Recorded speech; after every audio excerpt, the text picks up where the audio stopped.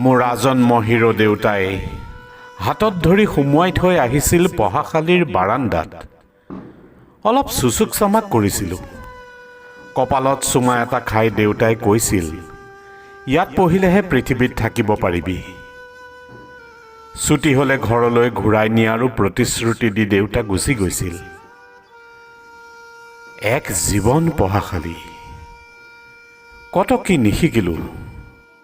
অ আ ক খ নেওতা অংক, জীৱনৰ অনেক হিচাপ নিকাচ, প্ৰেম হিংসা বন্ধুত্ব শত্ৰুতা, মান অভিমান হাঁহি কান্দোন।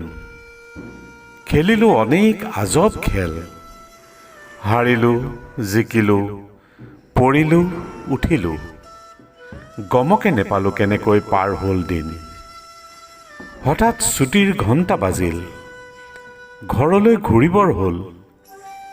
গেটৰ বাহিৰলৈ ওলালোঁ, দেউতাক বিচাৰিলোঁ। দেউতা ক'ত? দেউতা নাই। ওলাই আহিলোঁ গেটৰ বাহিৰলৈ। এয়াতো নহয় মোৰ শৈশৱৰ পৃথিৱী। এয়া কি বিচিত্ৰ সংসাৰ। বিষণ্ণ মনেৰে খোজ ল'লোঁ অকলে। সিফালৰ পৰা নাতিটো আহি মোৰ হাতত ধৰিলে। কলৈ?